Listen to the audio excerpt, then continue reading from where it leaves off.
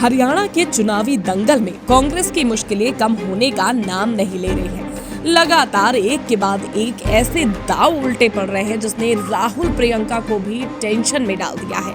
पहले भीतरघाट की सुगबुगाहट देखने को मिली,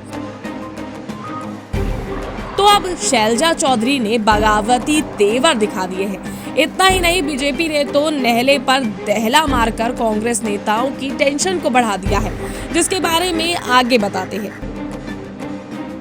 लेकिन उससे पहले आपको बता दें, शैलजा चौधरी ने अब हरियाणा के चुनावी दंगल से दूरी बना ली है। सियासी गलियारों में चल रही चर्चा की माने तो उनके समर्थकों को विधानसभा टिकट बंटवारे में तवज्जो न मिलने और लगातार हुड्डा गुट के समर्थकों की ओर से की गई टिप्पणी से वो आहत है और अपने आप को हरियाणा चुनाव से दूर रखे हुए हैं। शैलजा की साइलेंस से हुड्डा खेमे में भी खलबली मची हुई है, क्योंकि उनकी चिप्पी का कांग्रेस को नुकसान उठाना पड़ सकता है और हुड्डा खेमे में सत्ता पाने की चाहत से दूर कर सकता है।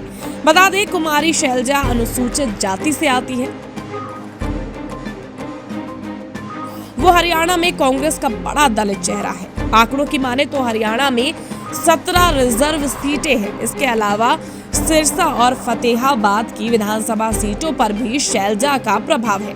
ऐसे में करीब 21 विधानसभा सीटें हैं जहां कुमारी शैलजा प्रभाव रखती है। हरियाणा में 12 सितंबर को नामांकन के अंतिम दिन कांग्रेस के उम्मीदवारों की अंतिम लिस्ट जारी की थी। तब से ही कुमारी शैलजा चुप है और उन्होंने चुनाव कैंपेन से दूरी बना ली है, जिसने कांग्रेस नेताओं की मुश्किलों को बढ़ा दिया है। रिपोर्ट्स की माने तो 13 सितंबर के बाद से उन्होंने सोशल मीडिया पर चुनाव प्रचार से जुड़ी कोई तस्वीर शेयर नहीं की।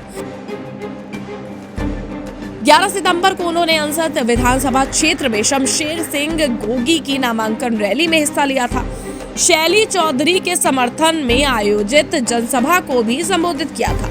इसके बाद से उन्होंने ना तो कोई पोस्ट किया है और ना ही कोई बयान उनका सामने आया है। हालांकि इस बीच बीजेपी ने इस मौके को सियासत में भुनाने की कोशिश की है। दरअसल बीजेपी ने शैलजा चौधरी को पार्टी में शामिल होने के लिए ऑफर दे दिया है। पूर्व सीएम मनोहर लाल ने एक कार्यक्रम में कहा कि बहन कुमारी शैलजा का कांग्रेस में अपमान हुआ है। हमने कई नेताओं को अपने साथ मिलाया है और हम तैयार हैं उन्हें भी अपने साथ लाने के लिए। इसके आगे खट्टर ने कांग्रेस पर तीखा हमला बोलते हुए कहा, शैलजा को गालियां तक दी गई है और अब वो घर बैठी है।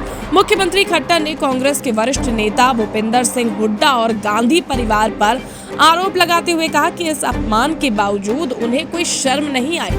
आज एक बड़ा वर्ग सोच रहा है कि क्या करें। हमने कई नेताओं को अपने साथ मिलाया और हम तैयार हैं उन्हें भी अपने साथ लाने के लिए।